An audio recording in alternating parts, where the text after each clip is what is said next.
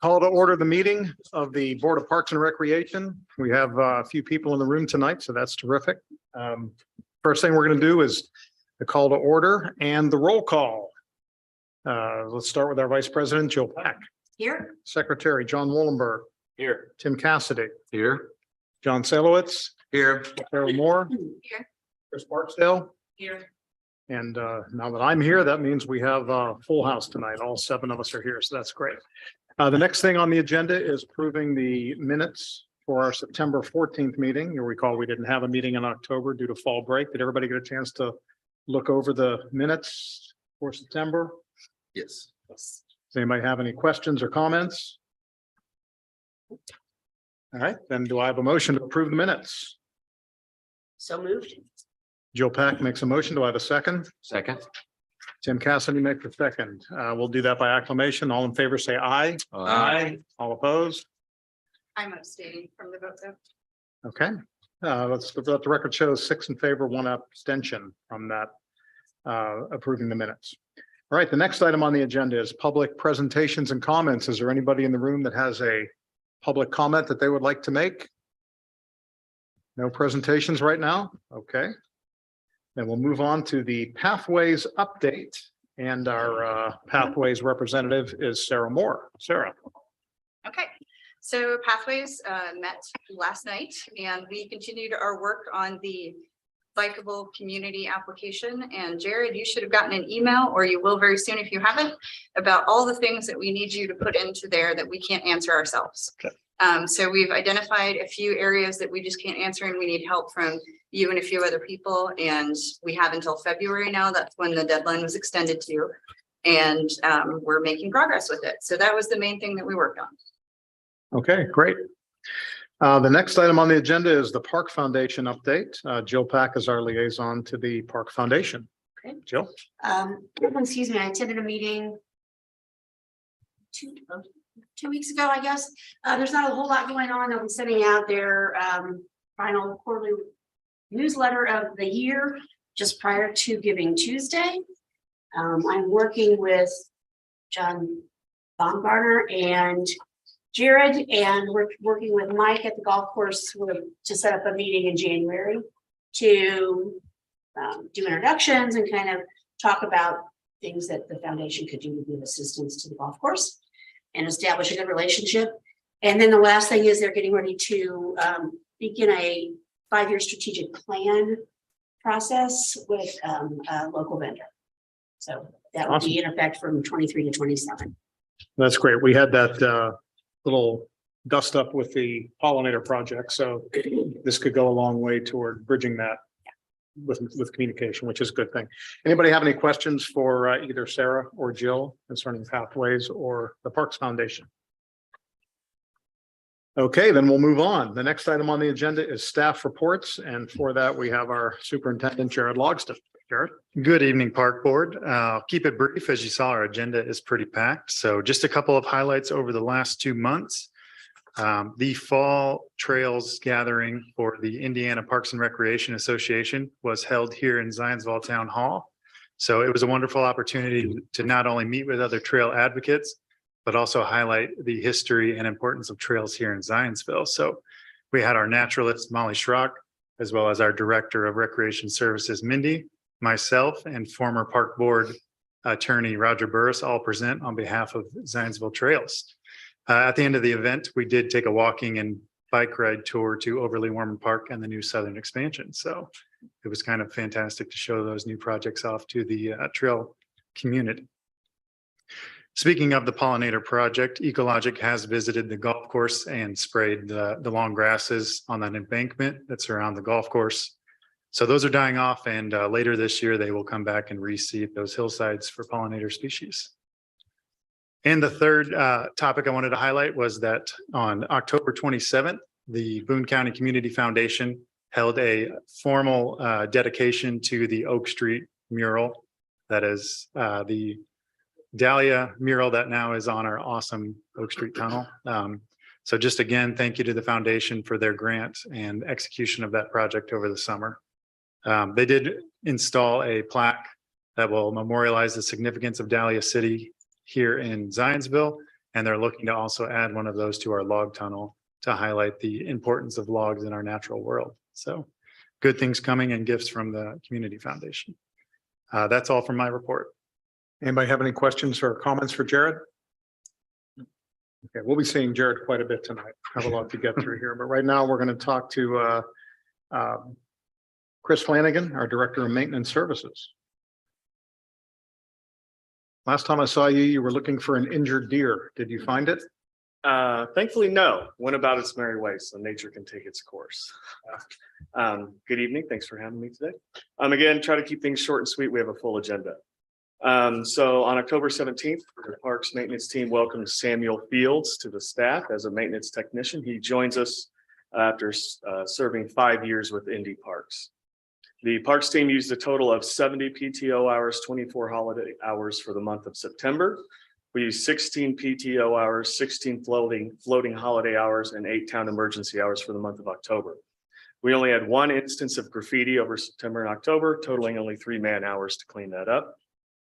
The staff, alongside with Coy Landscaping, winterized the Mulberry Fields restrooms as well as water fountains throughout the park system. The park staff has begun and continues to maintain hard surface trails using the new Buffalo blower to blow debris and leaves off of those trails. Over the last 2 months, park staff has tilled over the community garden beds at both Heritage Trail Park and Elm Street Green. We have conducted 3 weed wrangles led by Mallory, our natural resources technician. 2 of them were at Turkey Foot and 1 at Creekside. We totaled a little under 40 volunteers for all 3 of those combined. Prior to those, or after the weed wrangle and before the tree planting, we took an opportunity to drop some mulberry trees that were at Turkey Foot. I use that as a staff training opportunity and chainsaw maintenance opportunity, just getting them all trained up. And then we installed and poured a concrete pad for a memorial bench at Creekside. We were awaiting a donor, but we do have a donor for that bench now. So I'm going to go ahead and wrap it up there. Thank you very much. Any questions for Chris or comments? All right, Chris, thank you. Thank you. All right, the next item on the agenda is our Director of Recreation Services, Mindy Murdoch. Mindy. All right, good evening, guys. Again, short and sweet for you. Of course, any questions you have on anything in the reports, feel free to ask. But through the months of September and October, first in September, we did our first series of programs with Eagle Elementary 3rd grade as part of the new environmental ed pilot program. And again, that program is being sponsored this year with thanks to the Parks Foundation. So there'll be 3 programs, and then we are, in the meantime, we're doing, the teachers are doing kind of evaluations, follow-ups with Rachel, and then we hope to just continue to expand that into the future into other schools as well. But we did our first round of programs. The next round will be in February for that one. Throughout the month of September and October, we did over 80 programs and events with my staff. Everywhere from private school and scout programs to just a few highlights. We, of course, have our new homeschool as well as our junior homeschool programs that we've started up for 4 to 6 year olds. We had our Nature Center birthday party where the Nature Center turned 20. Some gardening programs that I've been doing with conjunction with the library, such as seed saving and a seed swap that we did just actually last week.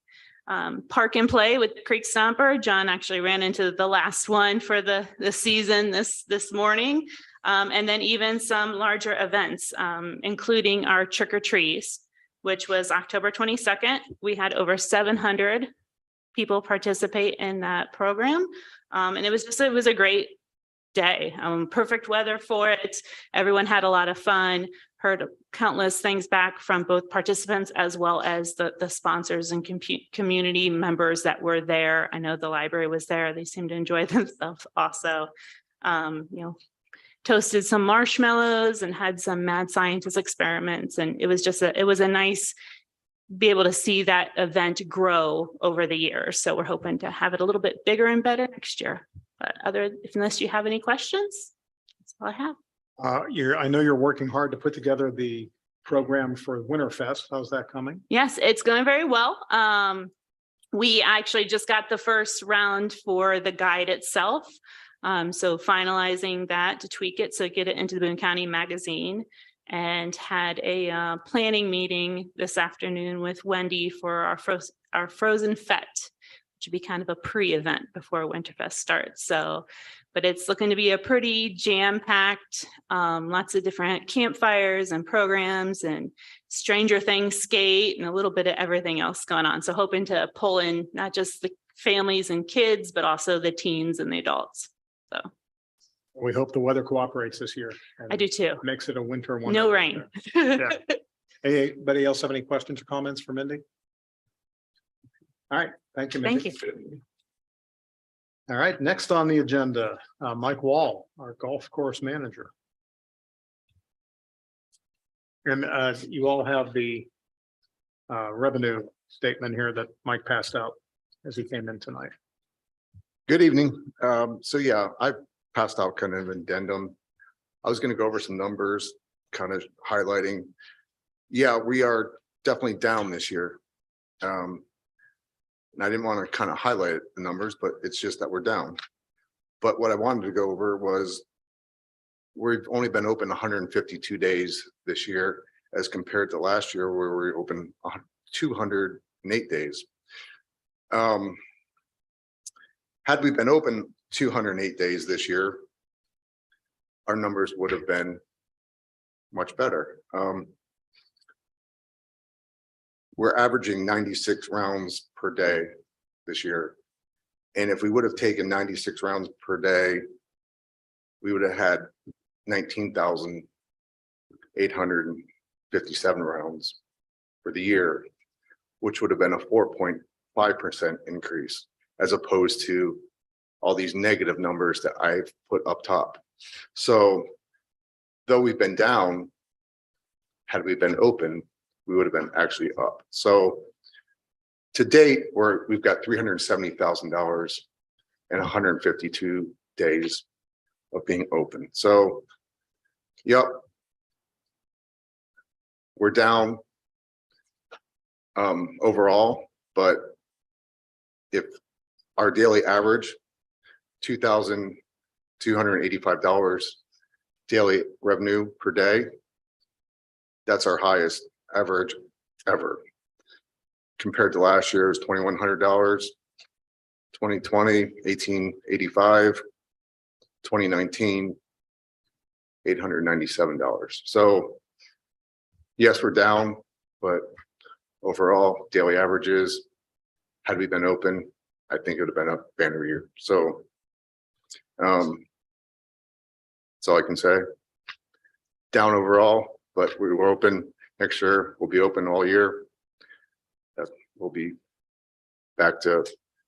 I think that's fine, Mike. I mean, daily, Yeah, daily's up. Yep. We know the cart path project delayed things. Yeah. One other thing to mention is that the season passes, which are always sold early in the year, were adversely impacted even more so because people are just kind of waiting and geared up to get out there and buy their season pass. And when that nothing's there for them. and if you think about the end of the year here, it gets dark at 5:30 now.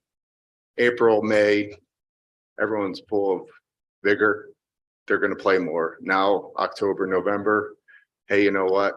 I'm not going to play. It gets dark at 5:30. So you think you can make it up at the end of the year, or you really can't. So yeah, so all in all, I think it's been a pretty decent year.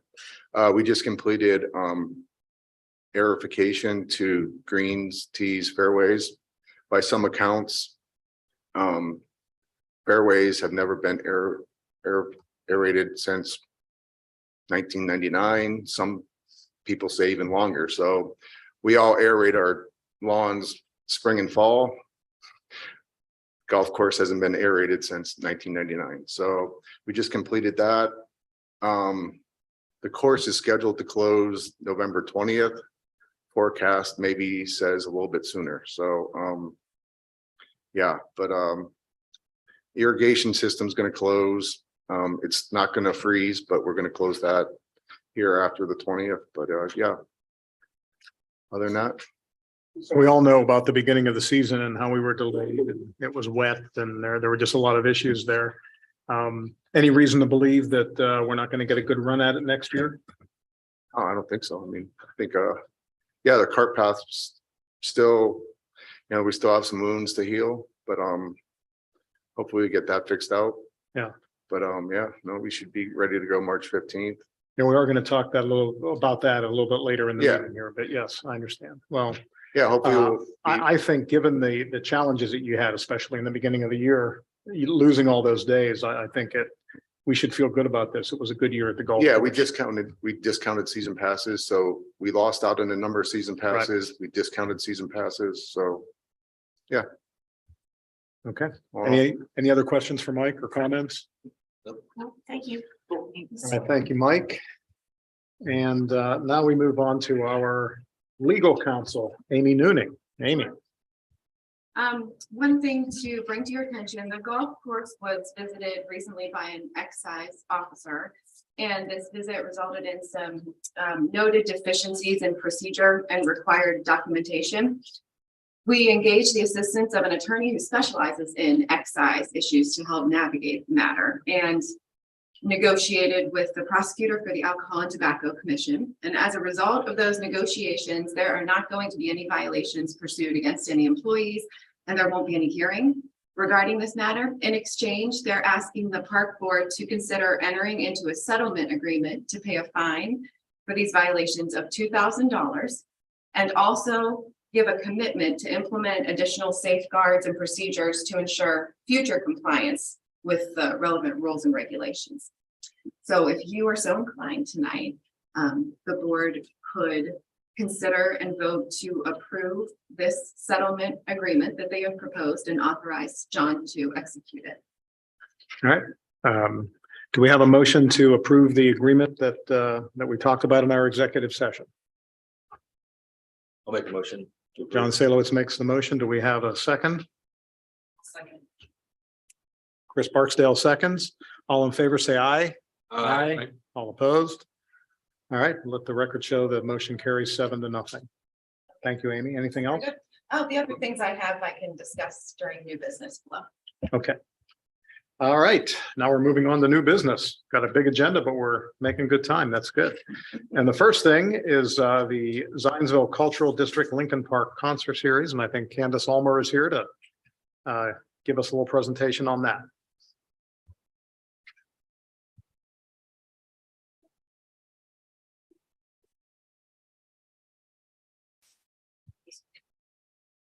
Good evening. I'm Candace Ulmer. I am the chair for the concert series for the Zionsville Cultural District. And while we have a pass-through account with the Parks Board, the Kiwanis Club of Indiana previously had an endowment with the Boone County Community Foundation, and the money was held in reserves and at the foundation just for concerts in Lincoln Park. And until about 5 years ago or 6 years ago, it was just the concert series. Myself would make send to the community foundation how we spent the money, and we would be reimbursed whatever that amount was that year that they had. The community foundation saw that it really should go through the Parks Board. So we use more or less as a pass-through account. And every year what I've been doing is just sending Jared an invoice that this is, what we did and find out how much the amount is we should be reimbursed for. Well, this last year, we had some historic things happen, and I felt like I needed to do just a little bit more than send you an invoice and have you okay it in your claims. And I wanted to really show you how well I think we did this year and point out some things to you. So in 2019, the cultural district decided to go into 2 different venues for our concerts. And the main reason was, in some ways, we sort of outgrew Lincoln Park a little bit. We were limited on the number of bands, the size of the bands you could have. And when you get down to it, Lincoln Park is a very passive, laid back, casual park. And we felt it in the best interest, since we had Mr. Daniel come in for the kids. It was wild. It was a wild evening, not just because of the music, but everything else. So we went down, and in 2021, after COVID, we had June and July concerts in Lions Park, which has turned out well. We have restrooms, we have a playground close for the kids. It is just so much easier that way. But we still kept our presence in Lincoln Park. So in August is in Lincoln Park. And then this year, as I'm saying, in 2022, we had a little bit of a historical moment there. And what that was, concerts have been going in Lincoln Park since 1994. And the main impetus who started this was Tom Koppelman. And he pretty much did the very first concert pretty much all on his own.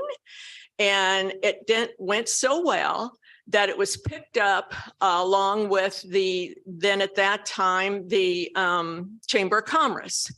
And what I am showing you here, this is, I think, 1996. It's kind of hard to it's hard to get your hands on history when you've had so many changes. So this was one of the programs from 1996.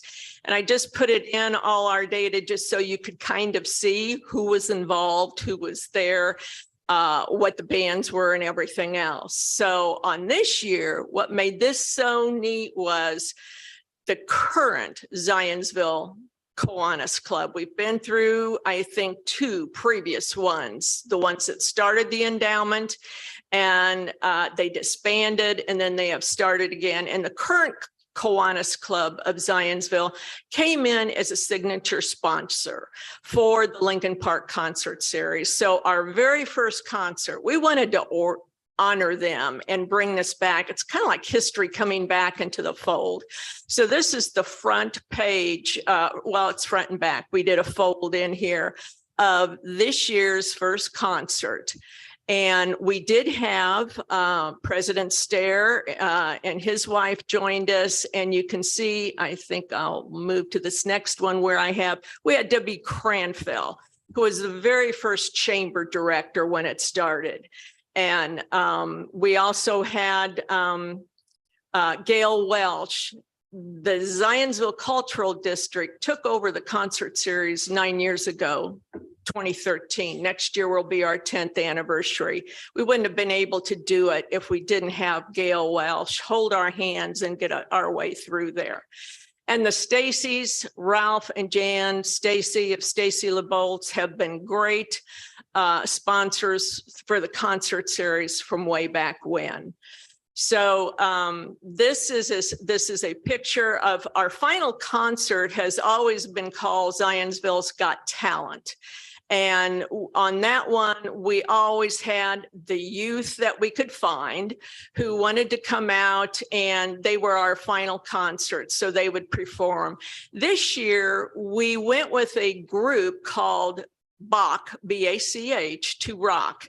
They are a Zionsville group, and they have children who are learning instruments, vocals, and everything else. So it was basically their students who did our final concert.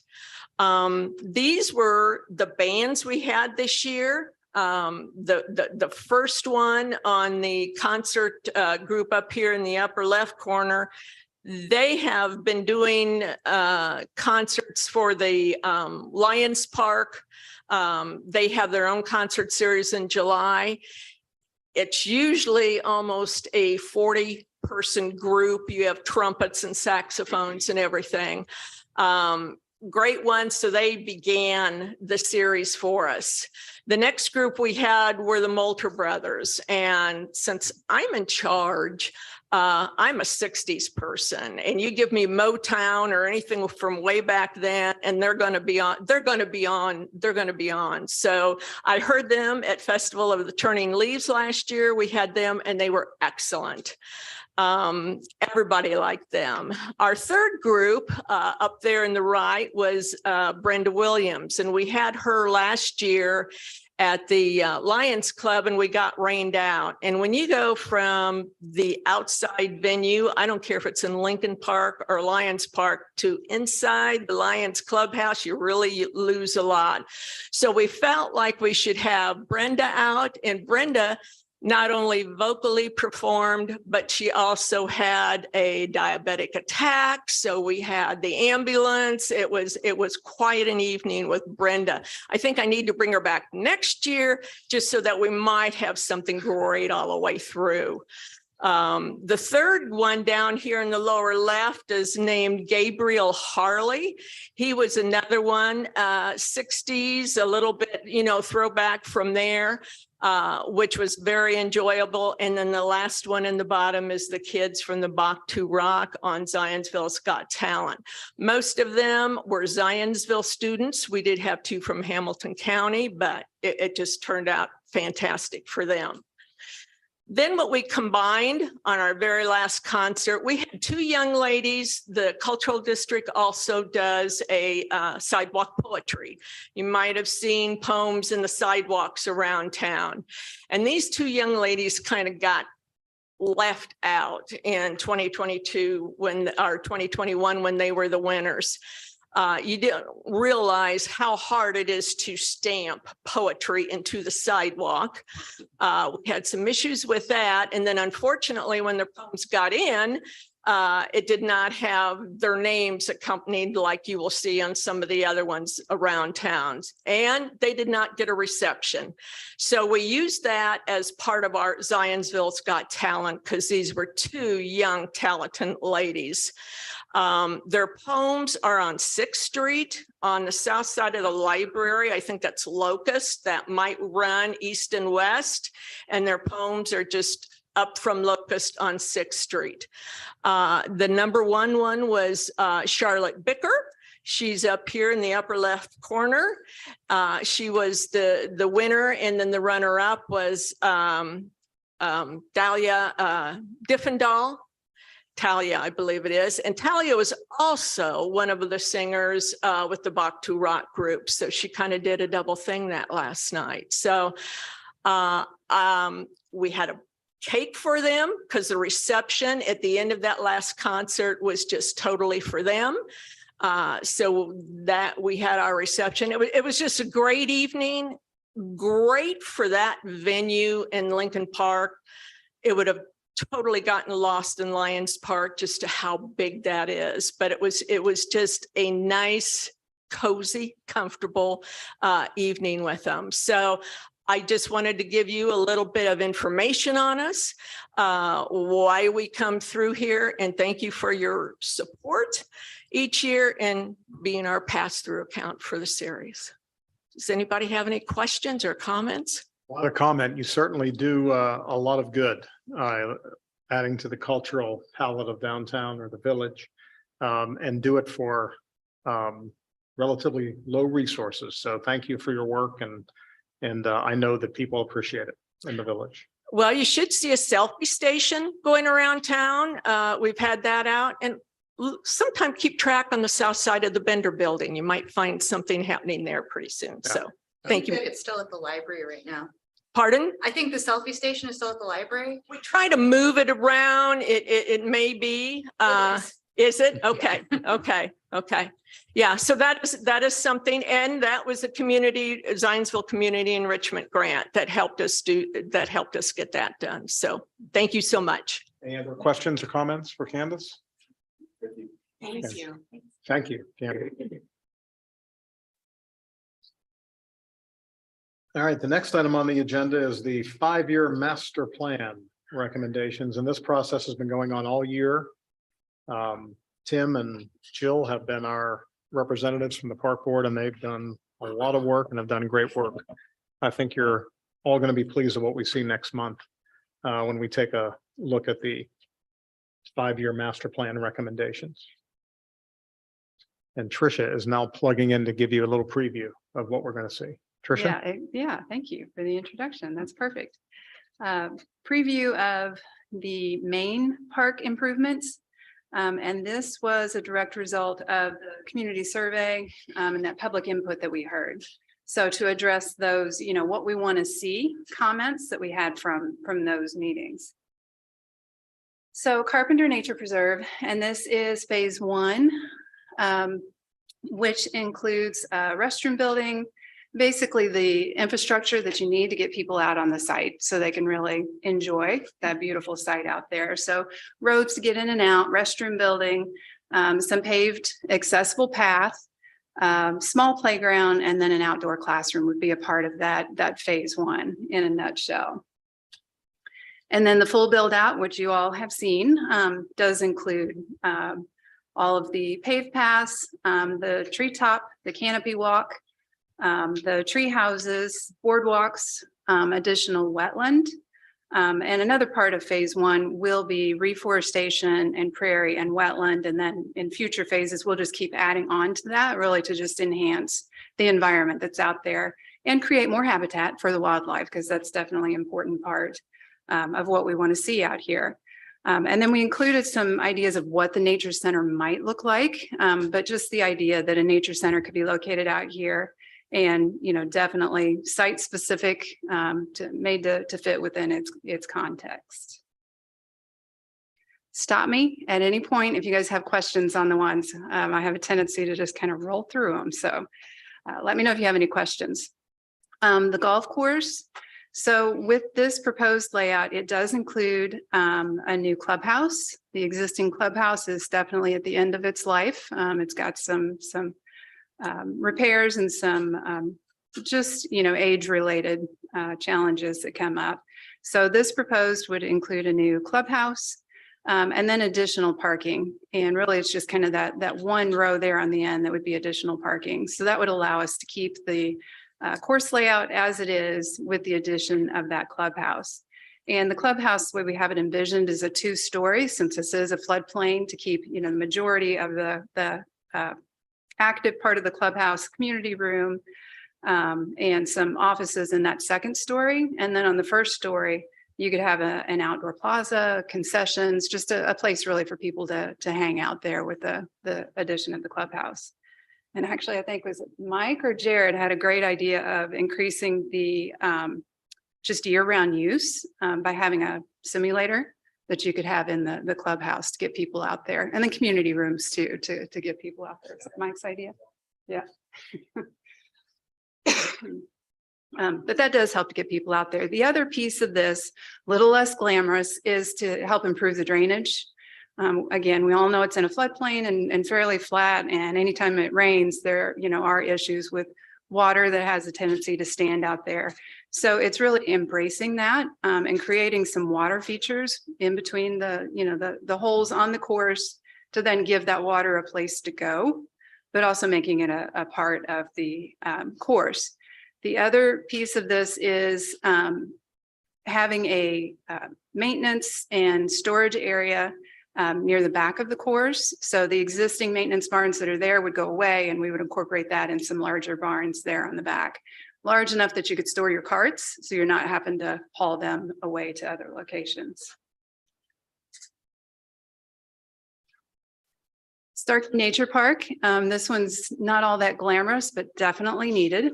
We heard this in some of the comments, and definitely in some of the comments once we showed these proposed improvements, which everything you're seeing we did have in the public open house that we had a couple weeks ago for people to see what's proposed, what the proposed improvements are for the plan.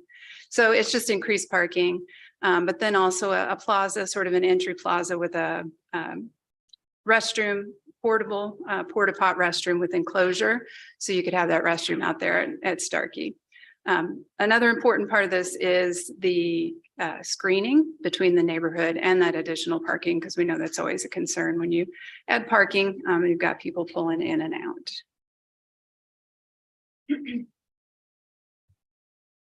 Lincoln Park. This really is a refresh and a little bit of an update.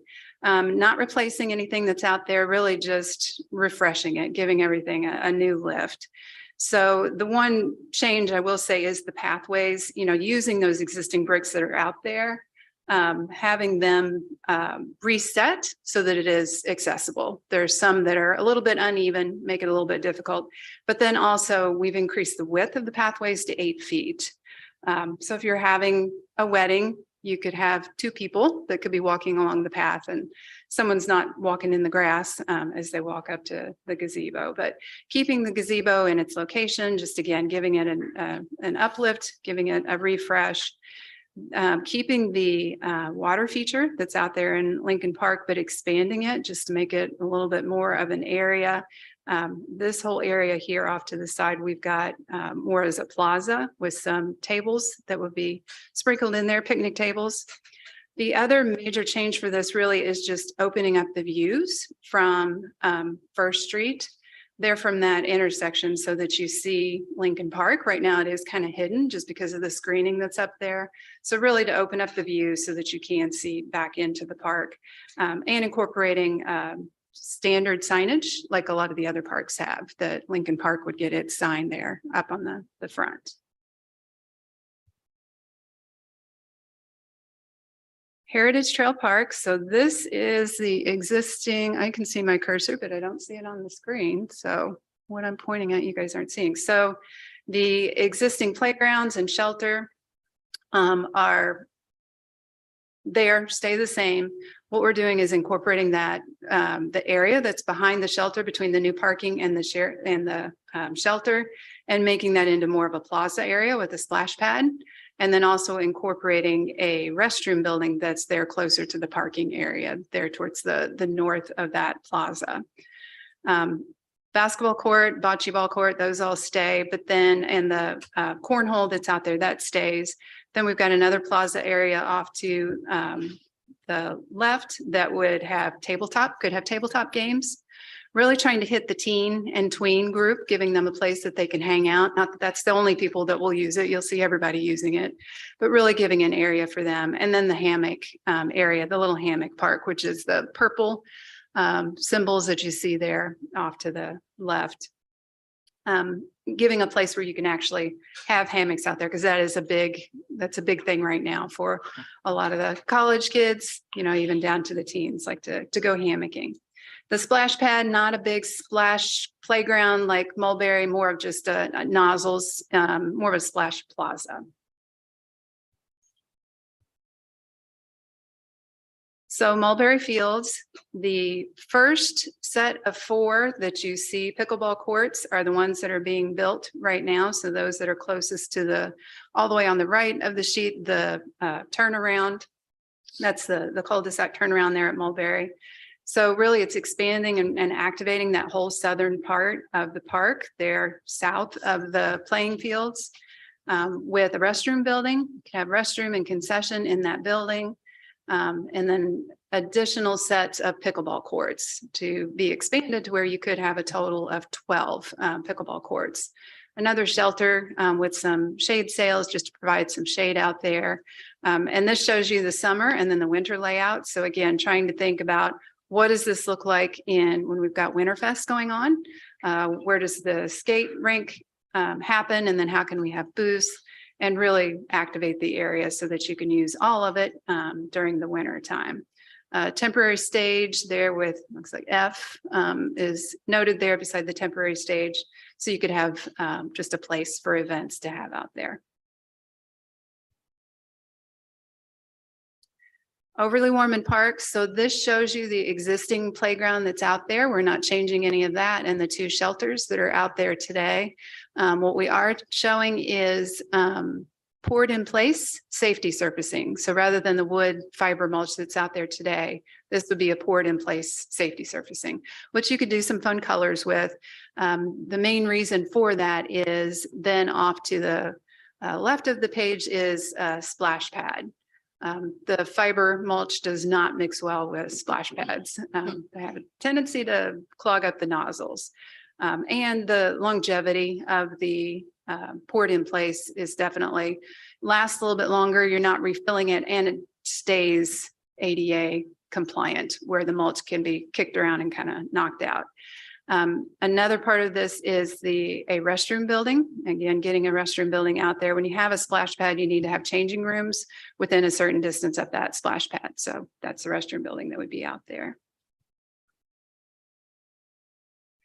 The American Legion Trail Crossing, this is another refresh. So really just, setting any of the bricks or the uneven pathways that need to be reset, refreshing the plantings that are out there, trimming, and then getting rid of invasives. The main change with this one is closer to the road, and it's the plaza that you see up there, which would have an interactive kiosk that could have the Zionsville Veteran Registry. It could be there on the kiosk, but having it be interactive so that it could be scrolling names when no one's up there. But if people wanted to go up and actually look for a particular name, you can type it into that kiosk and it would show you that information. So really just kind of embracing the use that's already out there and just enhancing it. So Holiday Nature Sanctuary, this one again is keeping it more naturalized. And that was one of the things that we heard, even with all the natural parks that Zionsville has, that people wanted to see more of that, even more of that. Holiday Nature Sanctuary also has some deed restrictions on it that it needs to say, as a nature park. So really embracing that. The darker green are existing trees, existing woodland. The lighter green would be reforestation. So again, just enhancing the natural environment that you have out there with a little bit of mowed area right there around the small parking area, and then a shelter. And the rest of it is just a lot of pathways that kind of wind in and around, all of it being native plantings that occur out there. And another important piece there on the right side is Eagle Creek that goes up along the edge of the property. So the path that goes along there could eventually tie into what becomes the Eagle Creek Greenway when that happens. Cato Nature Park. So this is the one that's just south of the airport at 200 South. So there's a new development that's happening just off the bottom of the sheet here. A part of that development, this land is donated to the Parks Department. So developing it again as a nature park, a small playground that could be out there, a small parking area with a shelter, and then mostly just pathways that would wind in and around the natural areas, both plantings and reforestation that you could have out there. Carter Station. So just off the Big Four, the existing pond that's out there, and there's an existing pathway. So this would refresh, repave some of that existing pathway that is getting towards the end of its life. Include some overlooks on the pond that people could get a little bit closer to the water. And then the other main focus of this one is some outdoor fitness equipment. So those light brown tannish circles would be just little nodes of outdoor fitness equipment that people could, either come there for that, come off the Big Four, utilize that equipment, and then go back. It does include a new pathway through the woodland area there to the bottom of the sheet, and that also includes some reforestation. So really beefing up the woodland that is there out there today. So Park Connector Trail, and I'm almost done, I promise. The red line that you see here, this would be a combination of pathways that are off the side of the road, like the one that goes along Heritage Trail Park along 875, and then also some greenways and some trails that would actually go through parks. But what this trail does is it connects with the Big Four. You have a big loop, a nice big loop that we haven't measured it, but I need to measure and see what that is. But it also connects all the parks to each other by a pathway. In theory, people could go by foot or by bike from park to park, much like they do with the Big Four, but just extending that out to get some of the other parks that are a little bit further out. And that does include, what's the name of the road? Because I always call it the wrong one. The road, the bridge that goes over Eagle Creek that's been now turned over to Parks. Holiday Road. Holiday. Yeah. Yes. So that Holiday does Road is the include that gravel road. one. That's You mean the double, I always call it the double track that's now been paved by Yes. the Holiday Farms people. So Yeah. It's the old county right away that it's very, very nice right Yeah, it's nice and quiet right now. So the other thing we did include with the open house, now. Trish, some people call that turkey foot. So on some old Okay. maps, that's It is actually an shown as the extension turkey of foot. turkey foot. Road. okay, Yeah. yeah, because it goes up from, yeah, you can kind of Yeah, see, like I and said, it's the double white track. Oh, yeah. Good enough many times. Another thing that we did hear about in the community survey and that first public meeting was a recreational community center. So we included a board in the open house that just talks about the process of how that happens. And I think this plan is definitely we'll talk about, again, what that process is to make that happen, but then also wanted to demonstrate the many forms that can take. A community center like the Plainfield is shown there. That is a city-run center. The next one next to it is West Lafayette. My pictures are a little small. That's West Lafayette, which is the Parks Department. It is a much larger Parks Department, but it is run by the Parks Department. And then the bottom two pictures, the one is in Evansville, and that's actually a city-owned property, but run by the hospital. So a private entity runs that. And then the YMCA in New Albany, which is run and owned by the Y, actually. So there's many different forms this could come to life. So just trying to share that with the public. And then those are the more glamorous, the master plan will include a lot of recommendations for smaller projects to existing parks, like improved canoe launch there at Elm Street Green, some additional invasive removal and maybe some entrance gateway improvements, not gateway, just entrance improvements to Creekside Nature Park. And then starting to look at what it might take to get restroom buildings in all the parks. That doesn't mean we're going to say put restroom buildings in all the parks for the next 5 years, but just starting to look at what strategy you use to start to get more permanent restroom buildings into parks. Because that was something that we did here again with the community survey that people would like to see that. So this graphic, I wanted to introduce, again, it'll be its own chapter probably by itself in the master plan. But what you see with the orange and the green, the blue blocks that you see are actually existing parks. So you can see those are very centrally located, like we know. The orange, the green, and then the yellow really are identifying properties that have a high ecological value. In terms of what they have currently, but also in terms of their impact on Eagle Creek and the drainage ways. This map is really, again, just to identify what those high ecological value properties are. This map is not intended to say Parks Department should get all of these parcels and properties. That is not the focus of the exercise. It really is to identify those so that when opportunities come up, that we could get an easement, or you could get a parcel that these are ones that are high value that have been identified, and as developments occur around them, want to be sure that when the opportunity provides itself that we can incorporate those into the Parks Department. Some of them could be full parcels, some of them could be easements. Next steps. So this is just sort of the preliminary presentation. We'll show you the draft final recommendations at the board meeting in December. And of course, that's for you guys to give us some input on what you think with those final recommendations, the final plan. And then we'll have the final DNR submittal January 16th.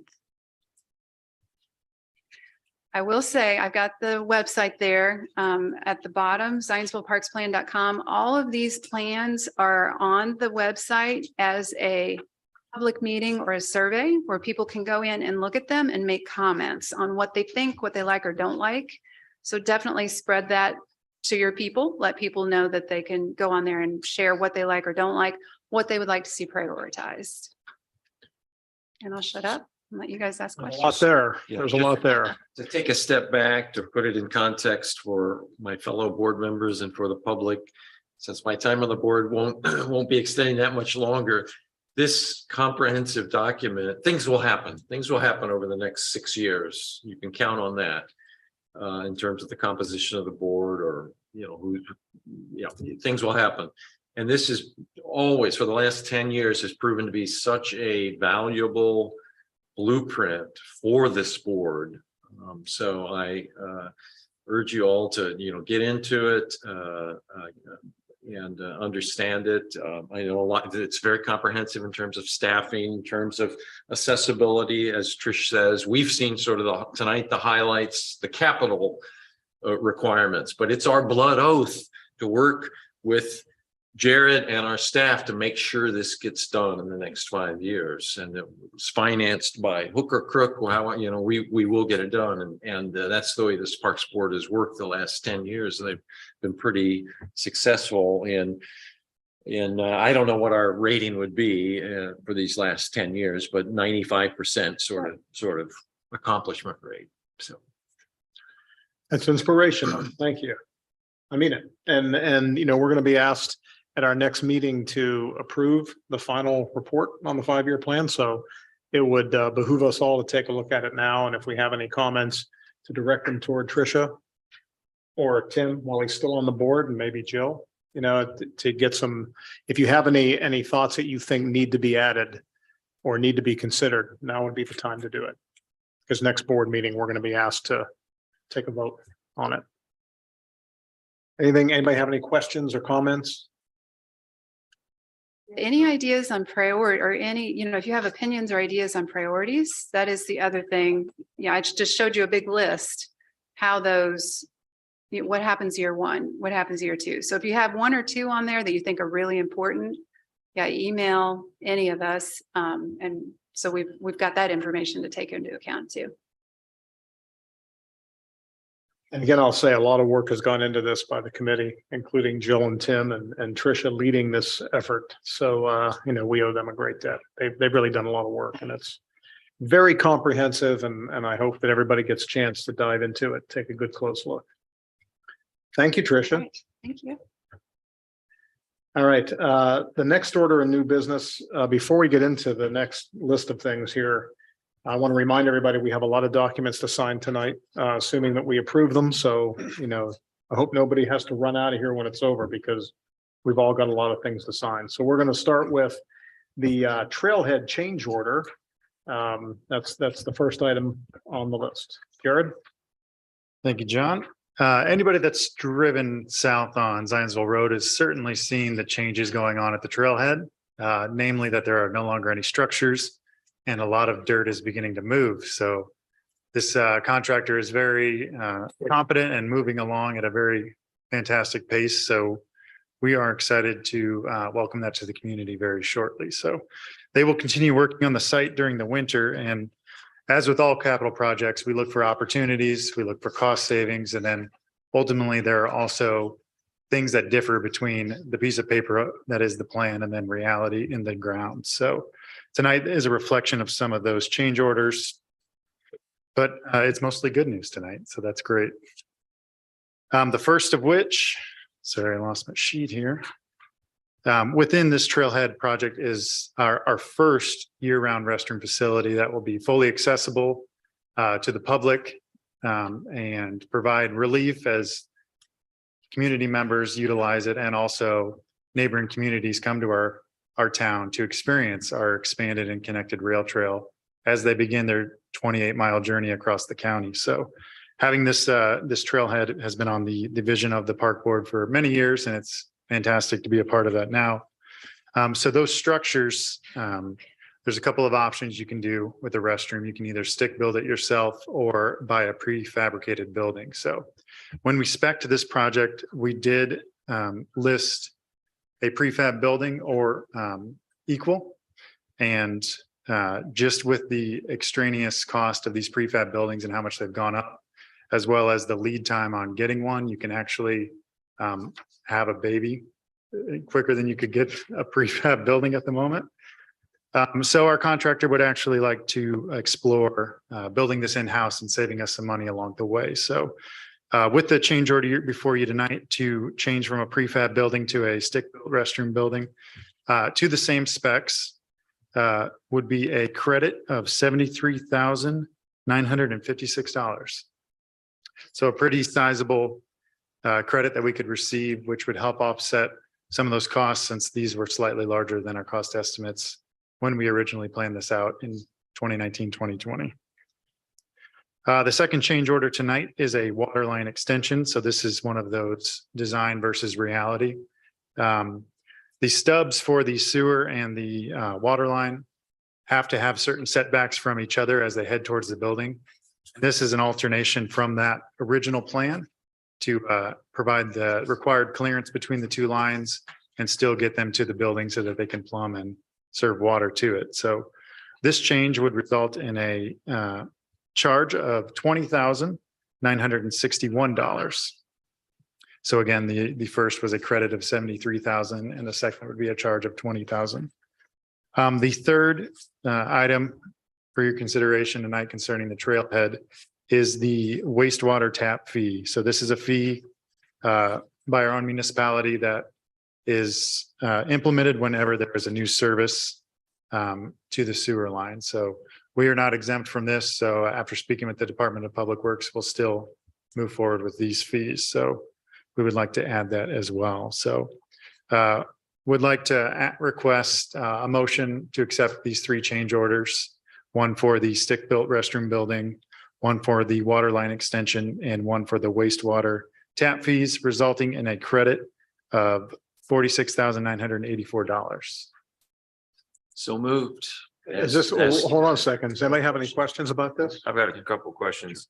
Hey, Jared, how much ability do we have to dive into the subcontractor estimates?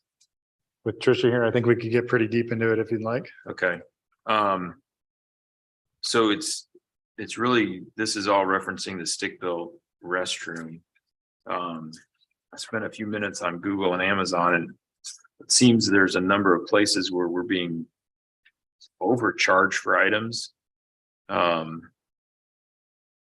So in an effort not to, I don't want to go through nickel and dime, but it's a red flag, I think, to me, for subcontractors that don't separate materials and labor. So that should be red flag for JBM. So if they are exclusive to these subs, I guess that may be a different conversation. If they've got other options, then I think we should explore that, because in the instances I found, for example, we're paying $407 for a 9x9 aluminum plaque. The ones I found are $122. To that same company, we're paying $225 for them to screw it into the wall. For the electrical, we're paying roughly $371 per item. Now I understand some of those are, an exhaust fan or a heater, but others are receptacles and switches. So being in that business, that was relatively high. As far as the plumbing goes, materials and labor wasn't separate, and that's $42,000. Some of the rough end for plumbing can get really expensive depending on, how far the distance is. There's a company called Midwest Specialties, which is supplying the bathroom fixtures. And again, what I could find, it looks like that should be somewhere in the neighborhood of $2,200, but we're being charged almost $4,900 for some stainless steel grab bars and some toilet tissue dispensers. And then in the doors, it's not specified. I mean, it says FRP, which, is fiber reinforced plastic or polymer, depending on who you ask, but it doesn't specify the size of the doors, whether they're,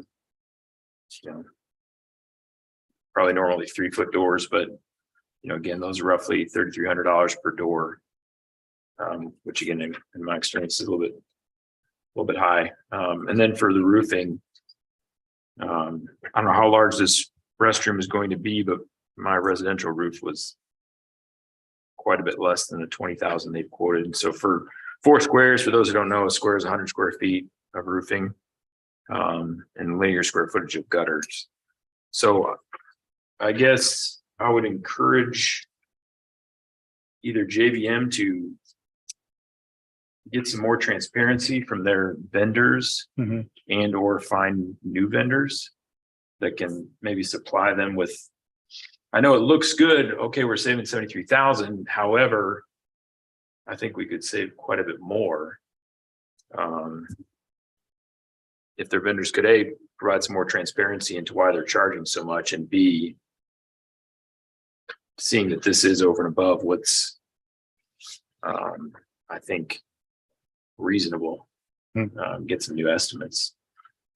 Yeah, I think certainly we can explore that. I know there was a series of RFIs for several items on that list, and they were kind of fact checked with Runsdale Ernstberger.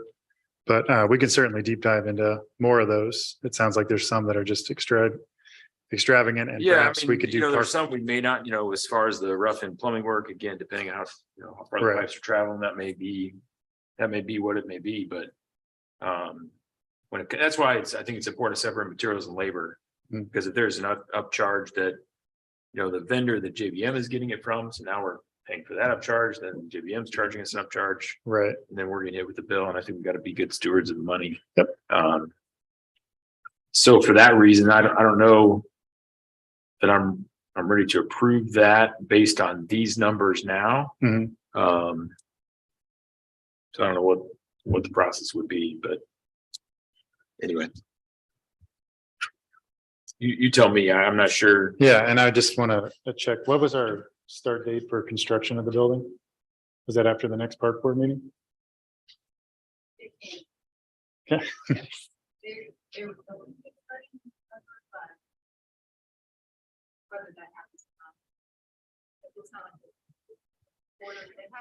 How many square feet is this restroom anyway? 2 individual stalls and then a maintenance catch, 20 by 20.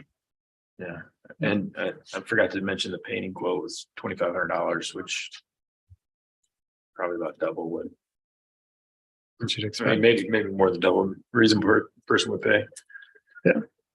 So I mean, can we go to JBM and say find new subs, or can we not approve? Can we approve and say, hey, we'll pay $1,400 to paint this? Or I think we can go line by line, as you mentioned, and if it's a task, like you mentioned, that aluminum plaque, we could owner provide that. yeah, And if we just buy do it our own ourselves, plaques, yeah. and I'm sure the town has that, and these are that's just what I could find retail. That's not even, I mean, I'm sure they source these commercially at a Right. lesser price than. Well, and some of these products are specialty for Oh, for sure. a restroom facility. I mean, we're talking, the paint is going to be anti-graffiti. The inside coatings on some of that masonry work is going to be actually urine, so it can better resist from that. But And it kind of jumped out when I first saw those fixtures being, over 2 times what I could pay retail, when they probably get them at, like I said, less. So then I kind of went through all the other ones, and Mhm. seems like every single scenario we're overpaying. right. Do we Yeah. have a project manager from REA? I can't remember what our contract with them was on this. Is there Not on the some- trailhead. Not on the trailhead We're facility. doing it on, well, the widening, but there is on the widening, but not the trailhead. So part of the problem is that we have, it's the timing of it all, and that we have this agreement with JBM, and they're going to deliver a prefab building, and now they say they can't deliver it. I mean, that there's just a supply chain problems, and that's kind of where we are. And how do you manage?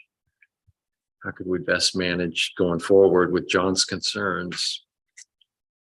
Who Well, would John's take- concerns are great enough for me that I don't think I can in good conscience approve this the way it is.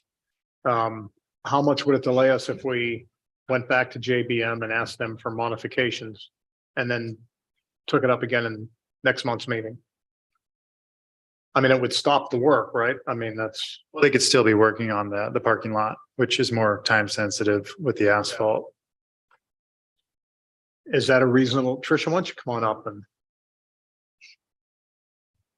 is that a reasonable approach in the concerns that John We could raised? definitely ask JBM, did they get quotes from more than one vendor? Or is this just a single vendor? That I'm not sure. We haven't asked that question to know if they did or not. A lot of them, like Jared said, they are specialty. So that's the other thing we could look at, is be sure we need everything that we've spec'd in there. Make sure there isn't some cost savings that we can do with those things that were specified. A lot of times we'll look at equal if they can find something that's very similar but cheaper. So yeah, we could go back to JVM and just ask for, like John said, more transparency and just find out who they've talked to and who they haven't. And maybe even just do a deeper dive with them on what their process was to get these quotes. Then I would be comfortable with tabling this issue until next week or next month, I'm sorry, and taking a fresh look at it then. Because I think John raises significant issues here. And I'm glad Just you're to- doing it. Thank you for doing it. Yeah. Yeah, just Does to, anybody else have any comments or thoughts on that? Just because there were 3 change orders, are we in a position to go ahead and approve 1 or 2 of them and just put the one on hold till next month? Is that an option? yeah, that water line would be good to get done. Yeah, my concern are really with the standalone restroom and the costs associated with that. The other ones, I don't know if I have enough background knowledge to really be concerned with those, so. So are these broken out as 3 separate change orders or just 1? 3 separate proposals, so I'll just prepare the change order. So I don't know if you gave him the change order that you have has all of them on there. I will just void that one and we'll create a new change order for whatever of these individual Okay, proposals that you approve. So we can move ahead on the water line and what? The wastewater tap. The wastewater tap. And do that before it freezes, right? So it's probably better to get that done now if we Yeah. can. And then put the table, everything related to the restroom facility until next month. That Will that that be works. enough time to get with them and to get some answers? Okay. Yeah, we can start the emails tomorrow and then we meet with them bi-weekly. So tomorrow we'll meet with them in person. Okay. All right. Anybody have any comments on that? Any other thoughts? Make a motion to approve the wastewater and Water extension. water extension. And we have a motion to approve 2 of the change orders relating to the water line extension and the wastewater tap, but not the one concerning the restroom facility. Do we have a second? I second that. John Wallenberg seconds that. Let's take a roll call vote. Jill Pack, Aye. John Wallenberg, Aye. Tim Cassidy, Aye. Len Salowitz, Aye. Sarah Moore, Aye. Chris Barksdale, Aye. and I say aye as well. Let the record show it passes 7-0. All right, thank you. Good discussion on that. And thank you, John, for your extra work into I that. appreciate that, John. Okay, the next item on the agenda is the pickleball courts change order. So moving on to the pickleball courts. The first one is the revised court layout for $5,514. So this was some grading changes once we got to the site to better assist with drainage in the area, as well as avoiding utilities as they came into the site. And this is just the work reflecting that extra earthwork. The second one for consideration is a light fixture credit of $2,667. So as you recall, in my absence in July, we did explore a lighting contract with Musco that was exceptionally higher than what was in the bid. So we stuck with what was originally in the bid. Due to supply chain issues and a extremely long lead time on those fixtures, JBM did request to substitute it with an equal fixture that resulted in a credit of $2,667. Unfortunately, again, due to supply chain errors and our need for the power for Winterfest coming up, we did have to install a temporary power unit that will be pulled when the permanent structure is sent in the coming months. It's just going to be after December, unfortunately. So that temporary power unit is approximately $8,282.86. And finally, the transformer upcharge. So from the time of bid, the price for the transformer that was quoted from REMC has actually nearly tripled in price. So unfortunately, what was once around $5,000 is now around $15,000. So to no fault of the subs within this contract. So just accepting those unfortunate transformer upcharges, which result in $9,981. So again, 3 change orders for tonight, $5,514, a credit of $2,667. Sorry, for tonight. The temporary power for $8,282, and then the transformer upgrade for $9,981, resulting in a total change from the original contract of $25,979.86.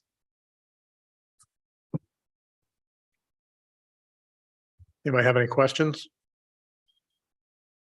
So one of the things increased in price because the time that elapsed because wasn't available.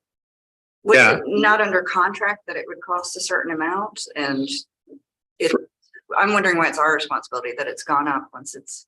Yeah, from that. So we made a similar concession with HIS at the beginning of the Overlay Warman project, splitting the difference on that steel upcharge. So prices are just changing so differently that from the time of bidding the project to actual award, these substantial changes can happen. And again, that's not really, it's hard to argue whose fault that is. And certainly we could push back, but again, it's just the unfortunate nature of how construction is right at this time.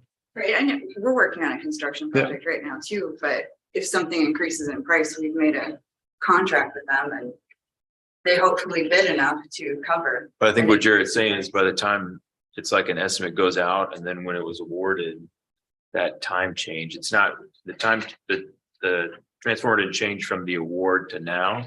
It changed from the bid to the award. Bid to award, yes. Okay. Yeah. All right. Just astronomical. We definitely didn't anticipate that at all. How do we anticipate covering that in the budget? Through the contingency on this project. Do we still have room in the contingency to do that? Yes. Okay. Anybody have any thoughts or questions?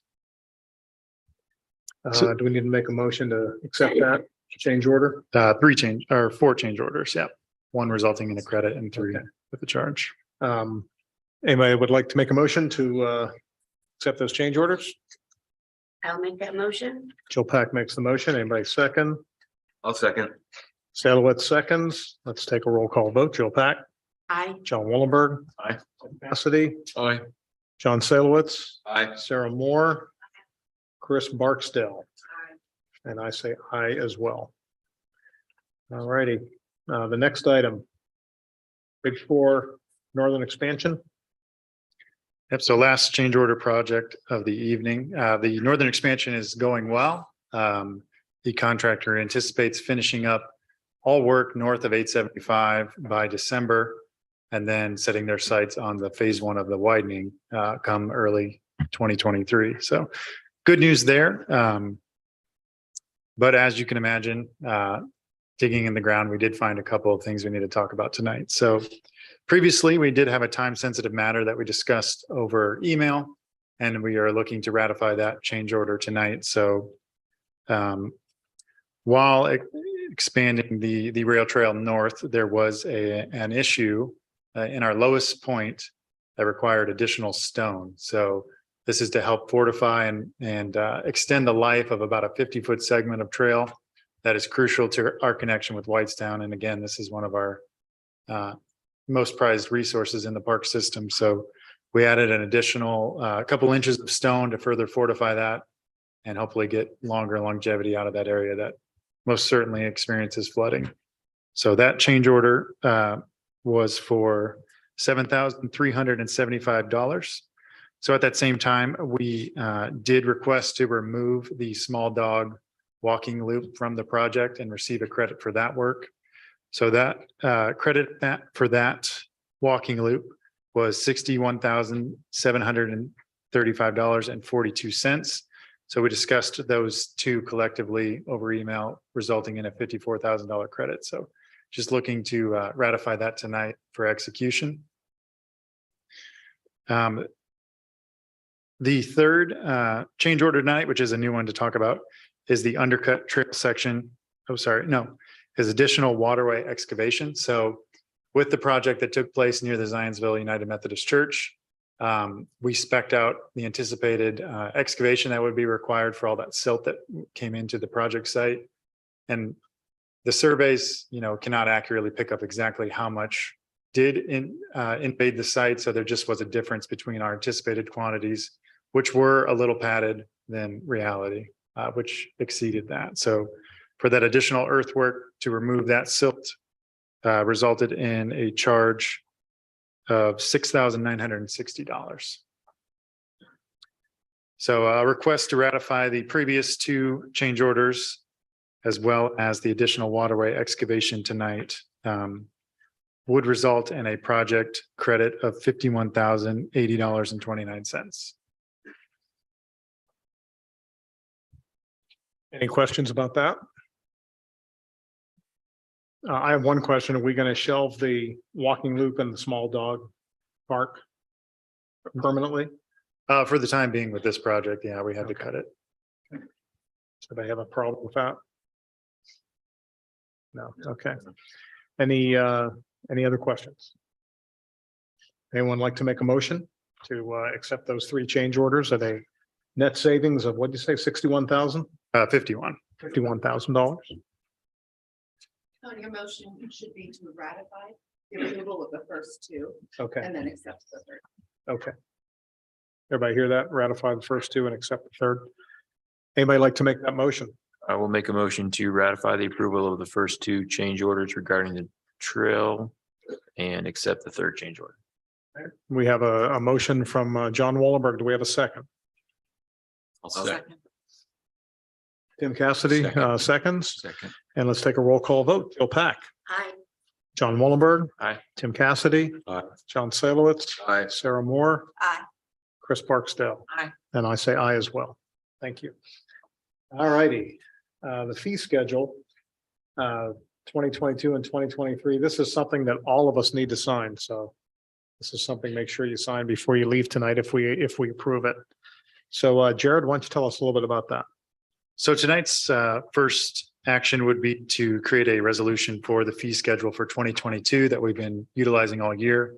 If you recall, we did present these fees last November and agreed upon them and executed them, but this is to formally internalize that in a resolution. So just a quick preview of some of these items. We have our garden plot program, and the difference from 2021 is that we added the 4 foot by 8 foot raised ADA accessible beds, which you will notice at Heritage Trail Park. We did not rent those out this year, but they will be ready for next year for anyone that requires that accommodation. At our previous park board meeting this year, we discussed a reservation deposit and cleaning fee that was accepted by the park board to add into our shelter reservation program. So this updated fee schedule just eternalizes that as well. So again, being able to collect a deposit and then upon a clean reservation party leaving, they get that deposit back. The rest of the items are unchanged throughout the packet with our same rate for field reservations of $5 for a 4-hour session per field. Then moving down, no parks event to exceed $75 an hour. We're nowhere close to that at this time, but just in case. We also did add for your consideration tonight, this would be a change, Creek Stomper events and Creek Stomper birthdays. So just because this is a new amenity in our arsenal, we wanted to associate a fee schedule to provide an additional service and recreational opportunity for the community. So Creek Stomper events would be $150 an hour, and that is to pay for fuel as well as staff time, as well as upkeep on the very old ambulance. And then Creek Stomper birthdays in line with our Nature Center birthday parties. That's a private program for your celebration, and that would be $100 for residents and $125 for non-residents. The only other change to this is what we discussed last year, which is the new rates for summer camp, which have already been executed. And those are based off of $8 an hour for resident and $9 for non-residents. So the hours of the camp multiplied by those two base rates is the fee for those camps registration. And finally, golf course, we discussed the new rates back in November.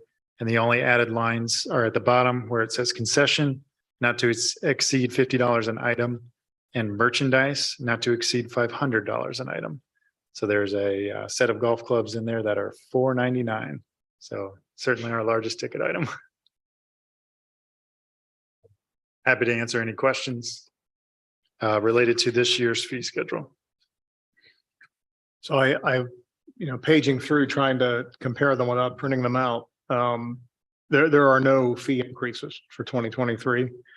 But we're adding a few. We're adding the Creek Stomper birthdays and Yeah, and so we can talk about 2023 in just a second, or we can do both right now. That's fine as well. So in the community garden program, very similar to our shelter reservations, one issue with the program is at the end of the season, sometimes our plot owners don't clear their plot, requiring park maintenance to go in there and remove that material. So very similar to our shelter reservation, we want to develop a reservation deposit at the beginning of the season. So that'll be $25, which will be returned with a clean bed at the end of the season. We also want to explore an additional tilling in the spring, which would be $5 per plot. That has been something that's been requested. But because it's difficult to get the tractor in there in the spring sometimes, this would likely be hand tilled. So again, recovering some of those costs associated with that. And we will have more updates to the garden program as we look at tweaking it a little bit. We received a lot of feedback from our gardeners, as we do every year through our annual survey, but we've also been meeting with the gardeners on site to discuss some of their challenges and how they'd like to see the program evolve. So we're receptive to that. And I think, anybody have any questions or comments about the fee schedules? Well, related to community gardens, I rented a plot at St. Francis in the Fields in the past, and they also, they keep the deposit if you don't clean up afterwards, and they prevent you from renting it the next year. oh, that's a good thing to So add in just there. that's Yeah. something to think about. Because I think everybody likes to just walk away and not clean up their garden plot. And life happens, and we certainly understand that, but you got to put a little stake in the game. Yeah. If you're going to leave your stakes in the ground. Did you practice that one? Okay, if there are no more, My garden's $25. It's a pretty good bargain, honestly. Money maker for you. if there are no more questions or comments, I'll go ahead and make a motion that we approve the fee schedules, memorializing 2022 and also the fee schedule for 2023. Do we have a second? Second. John Wollenberg, is that John Wollenberg that seconded that? Okay, Jill Pack, I John Wollenberg. Aye. Tim Cassidy. Aye. John Salowitz. Aye. Sarah Moore, Aye. Chris Barksdale. Aye. And I say aye as well. Passes unanimously. Thank you. All right, the next item on the agenda is the Winterfest site amenity contract. Thank you, John. So Winterfest returns at Mulberry Fields this year with a larger ice rink and a few lessons learned and things we can continue to improve out at the event. So a few of these are the annual contracts that we'll need ongoing. But one of the biggest pieces of feedback we received is that it's cold in December. So certainly looking at ways to keep the public out there longer, enjoying the ice rink and really just celebrating the event. So working with A Classic this year, rather than renting a trailer for the ticket booth, we're going to explore having 2 tents on site that will actually be heated. So patrons can come off the ice. It'll be a matted area so they can actually walk off with their skates, warm up a bit, and then get back out on the ice.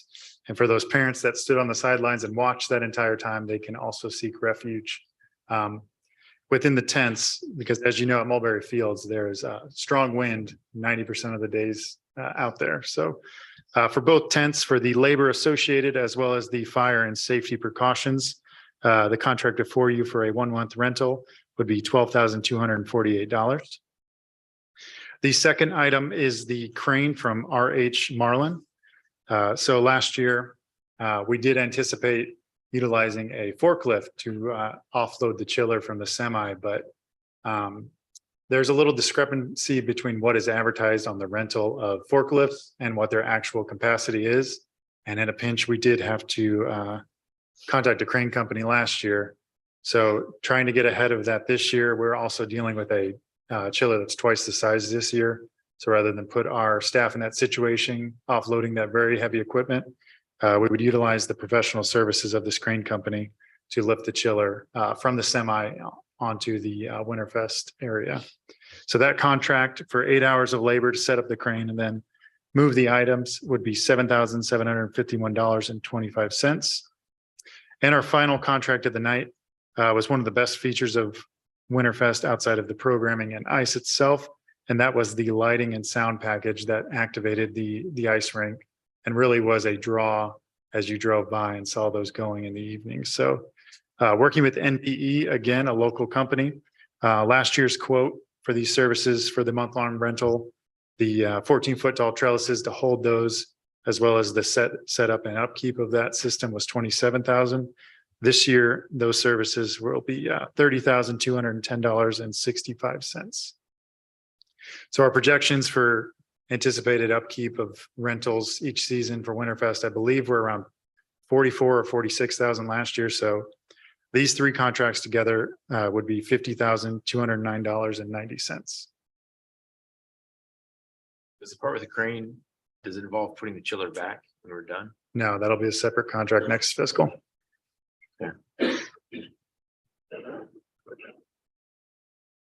So last year's crane services were around $2,000, $2,700, but because the chiller's twice the size, it's one step up for the crane. Yeah. So it'll ultimately be 14,000 roughly. Approximately, yep. Are those increases within the budget that we've set for Winterfest? Yes, that would, originally we anticipated 44 to 46. So it's slightly more, but we've also received more sponsorships this year to kind of offset that. So we've been adjusting those to try to help with recovery, and the hope with the second year and more publications and actually radio advertisements, we can reach a larger audience and invite more people to the event. Is the chiller, I mean, how did the chiller company say to move the chiller? Like, do they give feedback? Is it always a crane? Is that? Either or, just depends on the sites. Yeah. So again, last year we attempted to rent a 20K forklift, which was the recommended size for the chiller. And when it got there, the specifications on the device were not that. And apparently at that level of 20K, it's more of a specialized forklift. So the one they brought was the only one in the entire region, contacting every company I could call. So that was a Saturday pivot to get the crane there last year. I'm just, expectations going forward, if that's a annual cost type of thing. Yeah. And certainly we'll continue to look for more ways to offset those costs and reduce that so the event's more profitable. Absolutely. What if the weather cooperates? There's an opportunity to make more revenue too, to offset some of that. I mean, it was probably about as bad as it could be last year. So hopefully that'll be something. For sure. I mean, you don't want to make policy based on hope, but we could make it up through more revenue. Anybody have any questions or thoughts? Could you Anybody want- repeat, how much did you say this is like kind of above what we had originally thought? this part was? So last year, the anticipated expense for these contracts would have been 44,000 or 46. It's one of those two. So approximately 4,000 to 6,000 more than anticipated. So, and keeping in line with inflation, you'll notice on the NBE, we did receive a 3%, or we received a discount with that. He really tried to work with us to keep that in line, but he too saw increases across the board. So it's a tough time to do anything right now with inflation. I did review all three of these. I didn't have any suggested changes to the tent agreement, but I did have some suggested changes to the other two that I forwarded on to Jared, and he's forwarded those on to the contractor. So if you'd like to consider them, I recommend making it subject to legal review and negotiation. Okay. All right, would anybody like to make a motion, subject to legal review, that we accept the Winterfest site amenity contracts as presented? I will make a motion that subject to legal review, we accept the Winterfest amenity contract changes. All right, we have a motion from John Rollenberg. Do we have a second? Second. Second by Jill Pack. Let's take a vote. Jill Pack. Aye. John Wallenberg. Tim Cassidy. Aye. John Salowitz. Aye. Sarah Moore. Aye. Chris Barksdale. Aye. And I say aye as well. All right. Next item on the agenda, the Park Bridge and Infrastructure Study Update. So the previous study to the 100-foot rail trail bridge was conducted in 2020, citing no concerns with the superstructure, but just some cosmetic and other issues that should be addressed down the line. The recommendations from that 2020 report were to have a subsequent report every 2 years following that. So this is not only a revision and revisit to that 2020 bridge inspection, but also extending that to the Starkey Park switchbacks from the rail trail, as well as the Turkey Foot Bridge. So we've had engineers out there giving the verbal thumbs up on both those structures. But again, it would be nice to have that in writing and any recommendations for mediation, so that as we move forward with the recommendations of the 5-year master plan, should we have any capital items from this study, we can fold those into anticipated budgets. So for those, for our QAW to visit the site with 2 personnel and conduct those 3 inspections and write a report, that would be $8,400 for those services. Okay, I'm going to ask you in public what I asked you in private. When they made a recommendation to have it inspected again in 2 years, is that a way to elicit business in 2 years? Or is that something that is necessary to update the review of these structures? Certainly when we're dealing with older structures, setting that time frame I think is appropriate. I know there's been challenges with Turkey Foot in the past, and now that we're opening up the 100-foot bridge after construction and welcoming more people, I think it's imperative that we at least get an updated report. One of the items identified in that 2020 study were erosion concerns around the bridge. And as we paved Overly Warman, there is a spot that you can see where there's quite a bit of erosion up even towards the trail surface. So perhaps that's expedited, not only to assist the bridge, but also fortify the trail so we don't lose that in a couple of years as well. So just doing our due diligence with our capital amenities throughout the park system. Is this I think something that is required by any standard that it be done at a certain time? And we think that DPW and Lance that we could I know there are bridge standards with roads, so we should Yeah, push but- back to RQA to this vendor and make sure that we do get some sort of maintenance schedule or inspection schedule for the future, and make sure that it's consistent with what Lance and DPW might be doing. I don't know if you've talked to him yet about this, but Now, being a pedestrian bridge, certainly the load's a lot less as well, right? So, Yeah.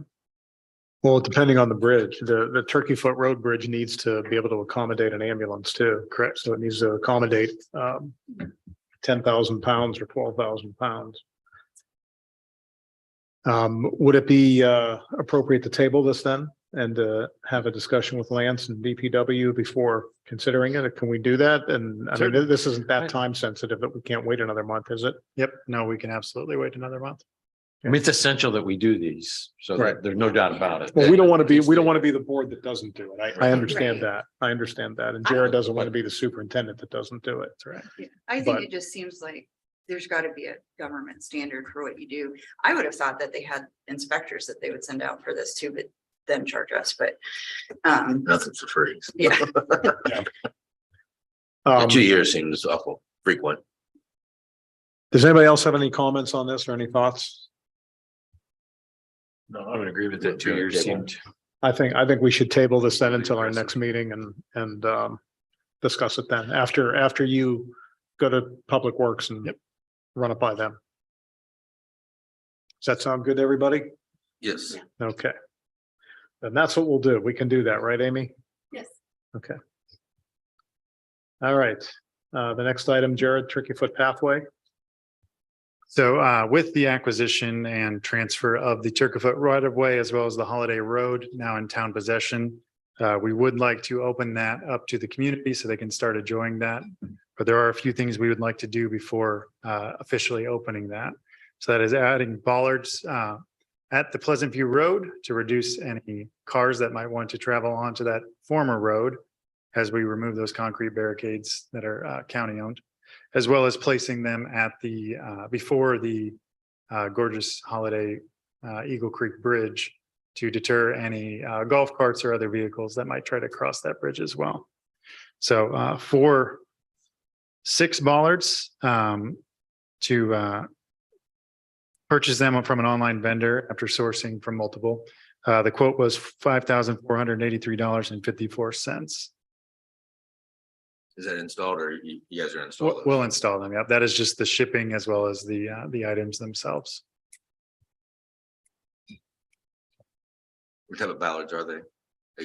These- Like just, Yeah, these are collared. That'll be by the road, and then the collapsible, very similar to turkey foots by the bridge.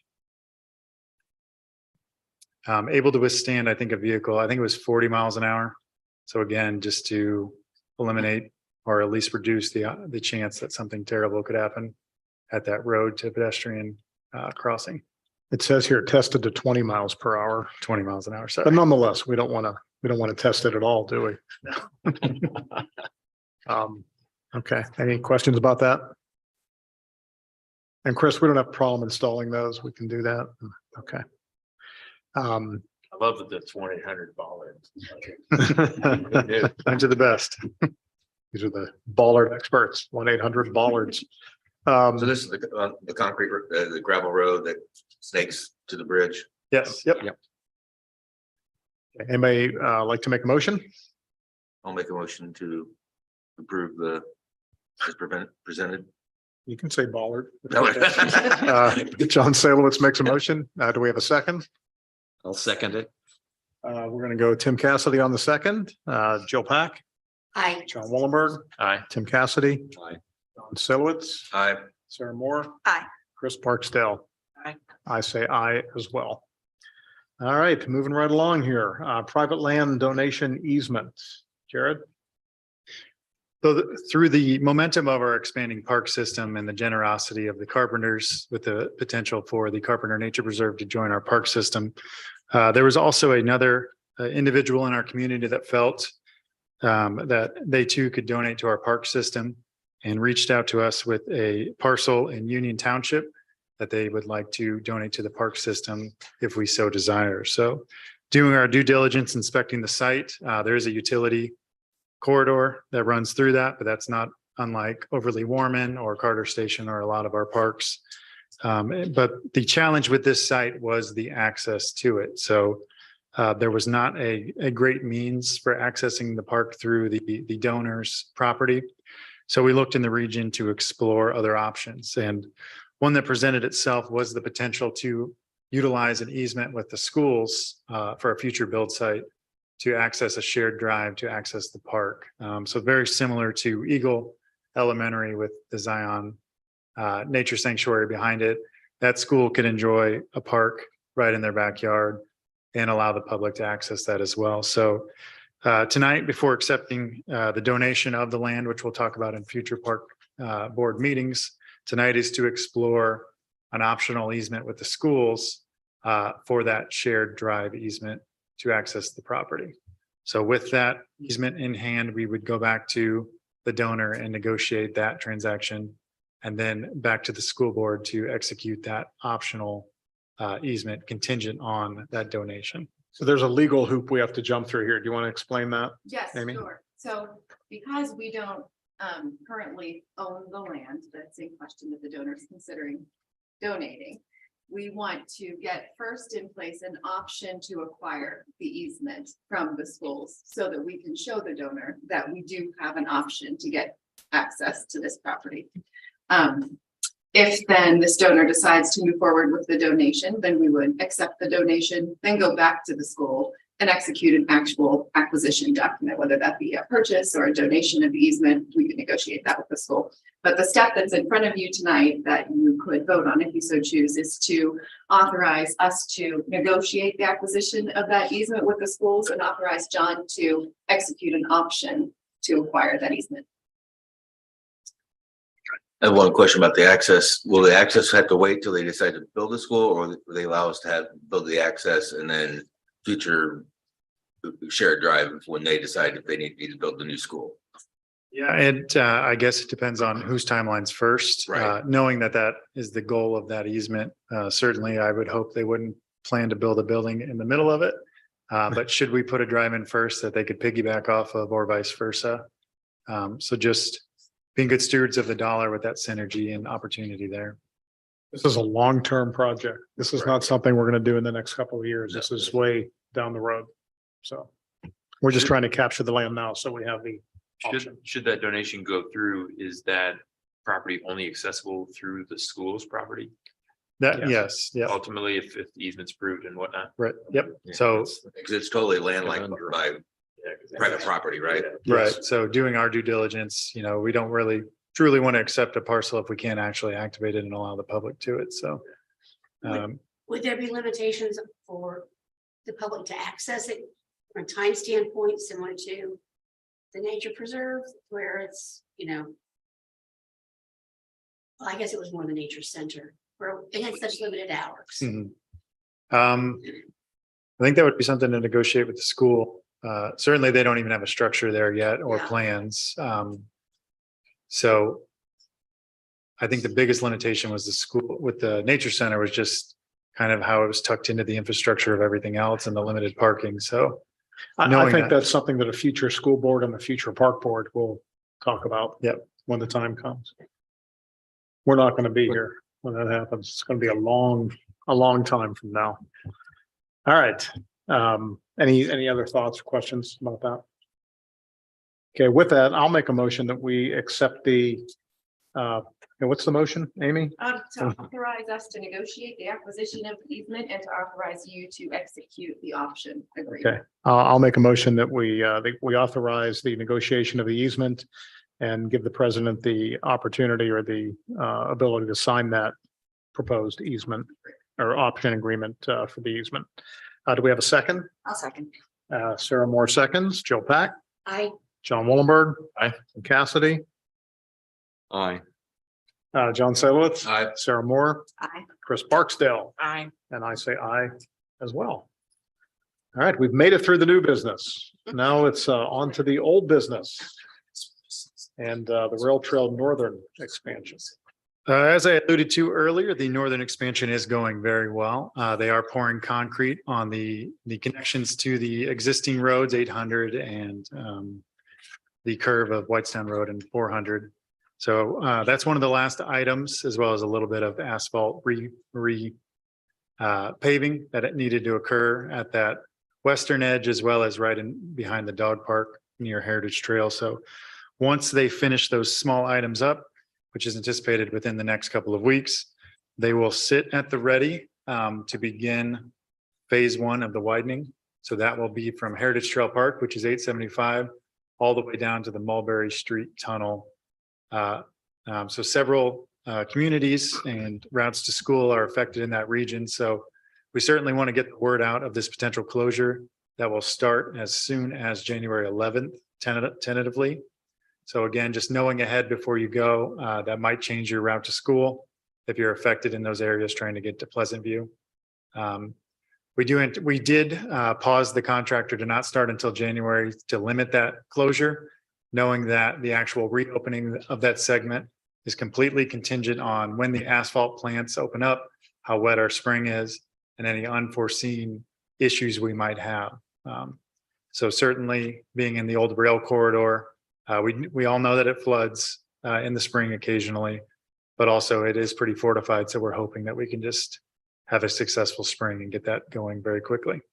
And once phase one is done, everything north of Mulberry Fields Tunnel, we will shift to phase two, which will be everything south of that to Starkey Avenue, which is where we started the Southern Rail Trail project. So I just saw today I think it was a Facebook post from the town. So queuing this all up, I thought it was excellent. Yeah, we are reaching out to our 5K organizers, our HOAs, and anyone organized groups we can to make sure the word is out so everyone's prepared. We know there'll be a couple stresses while this is closed, but we know the improvements will be worth it in the long run. Have you Short-term reached out to, pain, long-term gain. Right. have you reached out to the schools directly Yes. to let them know? Because they can get the word out. Yeah, I think we're Probably. trying to infiltrate the newsletter and Yeah. but yep, that has been sent out there as well. Any questions on that? Any thoughts? No? Okay. The Rail Trail Southern expansion? The Rail Trail Southern expansion, there's just a couple of punch list items, again with HIS, who's completed that. The most notable one is the fencing on the 100-foot bridge. If you'll notice, it's still the original fencing that was within the contract to take down and put up new coated fencing. So that item has just been caught up in supply chain issues. We do anticipate that at any time. And then the only items left are a couple of patches to the asphalt that was scarred during construction, as well as replacing the Vonterra ramp and concrete apron at the street there. So just a couple of items. I'm confident they can wrap that up here shortly, moving that forward. That is the okay.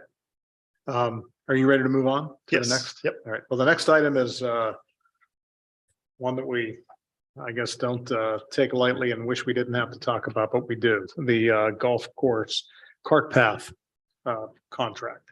So Jared, why don't you go ahead? So certainly this project did have a delay last fall when conditions became saturated and they were unable to finish the project.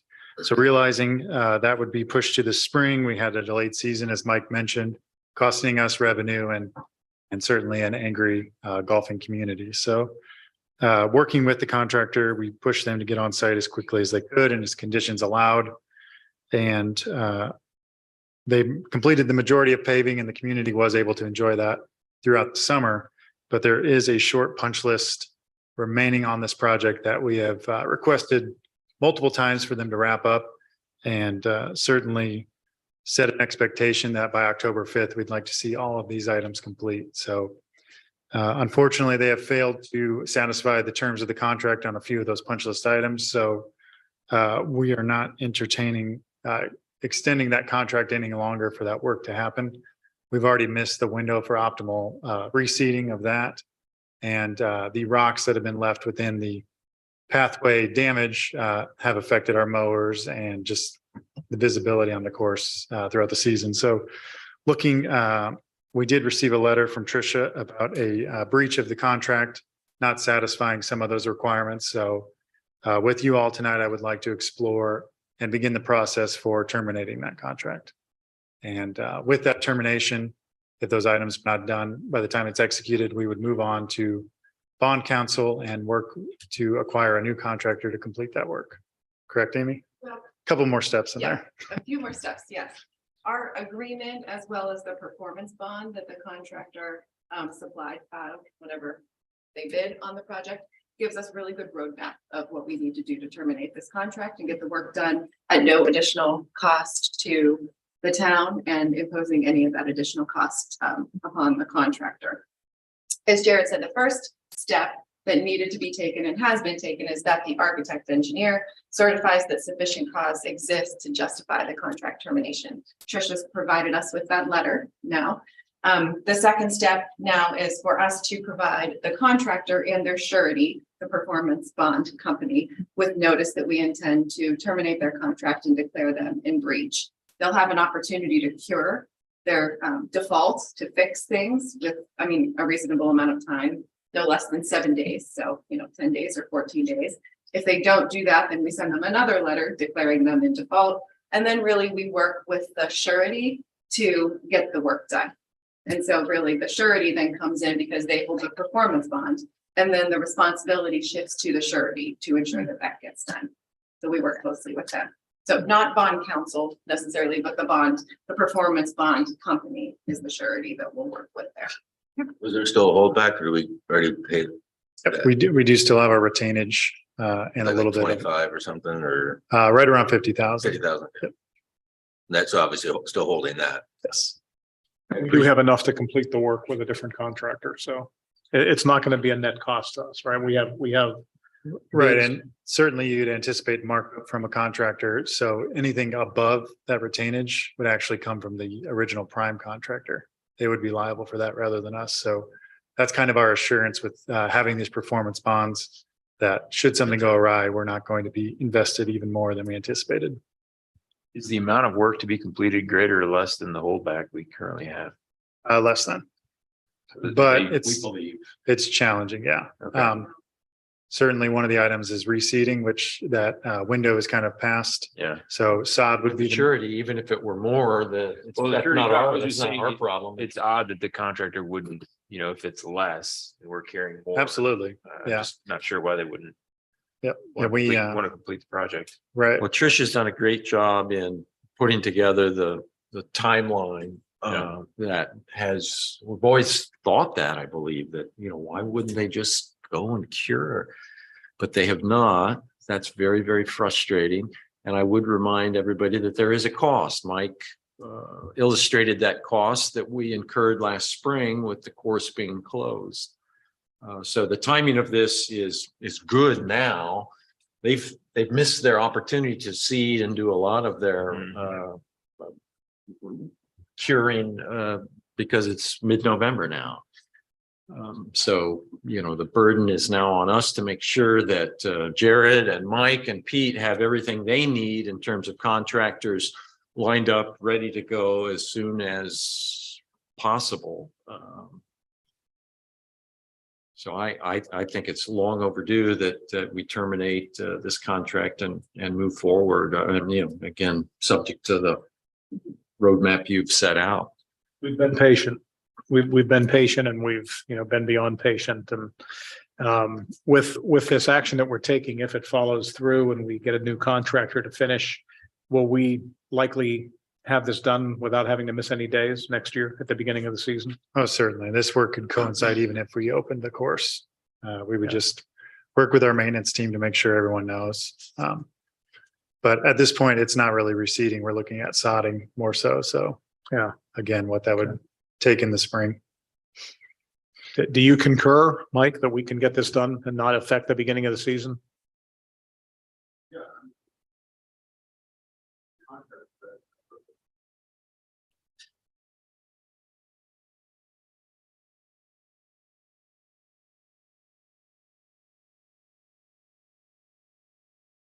Much like with the 8th tee, the contractors that I'll get will be, professional people, so they'll get the job done.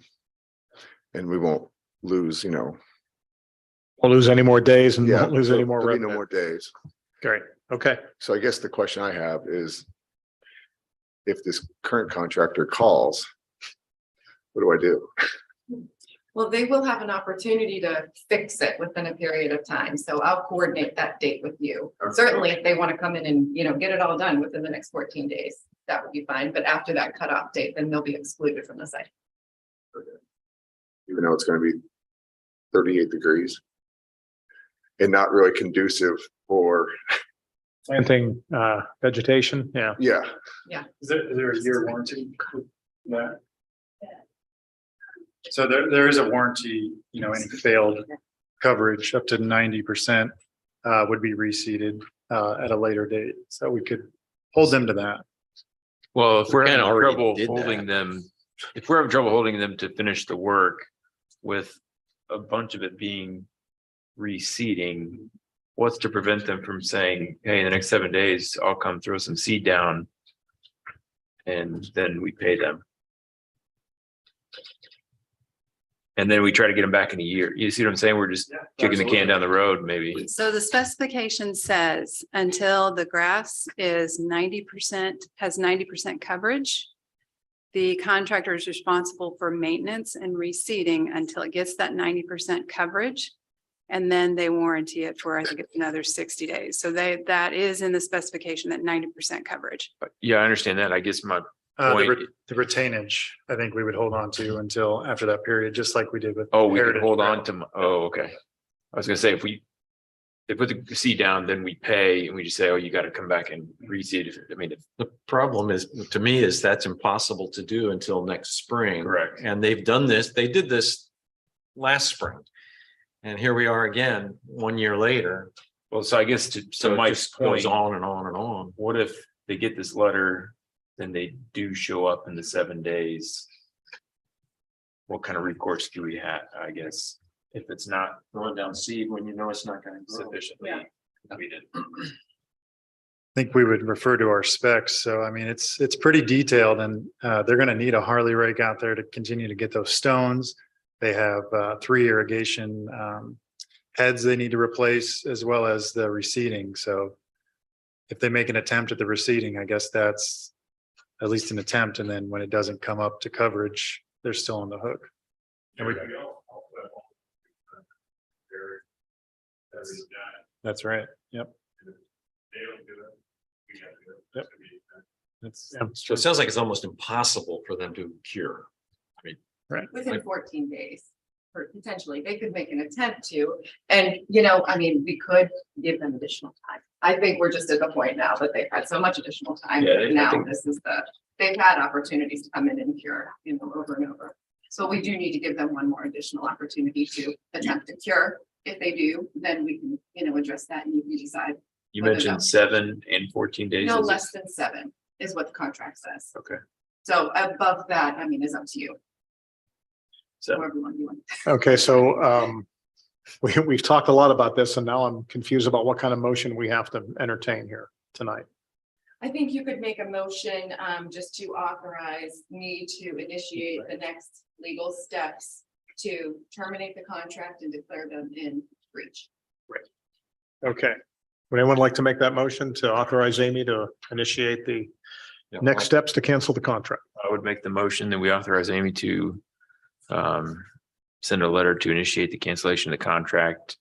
And with the caveat that we adhere to the 7-day minimum. We have a motion from John Wallenberg. Do we have a second? Second. John Salowitz seconds. Jill Pack, Aye. John Wallenberg, Aye. Tim Cassidy, Aye. John Salowitz, Aye. Sarah Moore, Aye. Chris Barksdale, Aye. and I say aye as well. Carries unanimously. All right, and then on to the issues with Overly Warman Park. certainly in the similar narrative, unfortunately. Working with this contractor, we did have an original opening date at the beginning of May of this year. And that was even after a delay that we had with issuing permits in the beginning of the project. So understanding supply chain issues, understanding labor shortages, we continue to work with this contractor, meeting regularly to finish out the project, asking for certain items to be completed by certain dates, either to satisfy grant requirements or items of that such. So they have made it to the punch list phase as well, but we are just not seeing the progress on that over the past 6 months like we would like. I did not think they were to the punch list for Overly Warman. Is it the official? It's not the official punch list. It's more of a running list of items that are still remaining. So again, our additional steps to help them visualize and complete this project. So going above and beyond, certainly Tricia meets with them even more than I do. And just really disappointed with the amount of boots on the ground that have been occurring over the past 6 months. So not really looking to extend this either, and looking to send a similar notice of termination. So this is the same Okay. thing. We would be authorizing Amy to issue a letter seeking to terminate the contract. Yes. And again, Trish, thank you. So it's a very clear and lucid explanation and timeline about the various discussions and promises that have not been kept. Certainly no Yes. fun. I was hoping to come back to America and have a finished park, but that didn't happen. All right, does anyone wish to make the motion to allow Amy to send a letter seeking to cancel the contract with our contractor at Overly Warman Park? I'll move that we authorize Amy, our counsel, to initiate termination subject to the surety rules and legal rules of our contract with HIS for the construction of Overly Warman Park, or the completion of Overly Warman Park. We have a motion from Tim Cassidy. Do we have a second? Second. John Wallenberg seconds. Let's take a vote. Bill Pack, Aye. John Wallenberg, Aye. Tim Cassidy, Aye. John Salowitz, Aye. Sarah Moore, Aye. Chris Barksdale. I say aye as well. All righty, other board, Can I ask a quick question? sure. How does this impact their ability to bid for projects going forward should cancellations go through? I assume there's a rating with performance bonds, very similar to issuing municipal bonds. So this could negatively impact their rating for their next bond.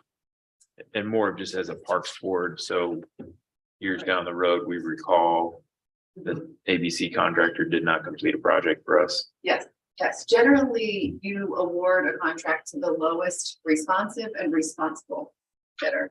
This issue now speaks to their level of being responsible. So that would be something that you would consider. Certainly justification to potentially not go with And we them. would know that how, like if nobody on the current board is in the same position. How is that kept record? I guess Well, minutes. I would minutes or just institutional knowledge. And certainly, organizations can change over time and things like that. So should it fall from our memories in enough time, perhaps it's okay to move forward with that. But Okay. Any other board related items? I think we've had enough board related items tonight. It's been a very productive meeting. We need to agree that the second Tuesday, the second Wednesday still works for everyone for meetings. Well, it's only November. We're not in December yet. We'll think about that next month, I Okay. guess. Anybody have anything else? Has everyone had a chance to look at the claims? Yes. And if so, does anybody have any questions about the claims? No questions? Would anybody like to make a motion to accept the claims? I will move to accept the claims as submitted. Jill Pack makes a motion to accept the claims. We have a second. I'll second. John Salowitz seconds. Take a quick vote. Jill Pack, Aye. John Willenberg. Aye. Tim Cassidy, Aye. John Salowitz, Aye. Sarah Moore, Aye. Chris Barksdale, Aye. and I say aye as well. All right, before we adjourn, let me remind everybody, we've got a big stack of stuff to sign. And we don't want anybody to leave this room until they've signed their signatures where they need to. So let's all do that. And with that, does anybody have a motion to adjourn? Motion to adjourn. We have a second. Second. All in favor? Aye. All opposed? All right, thank you, everybody. We'll meet you back here again on December 14th. Thank you. Anything else?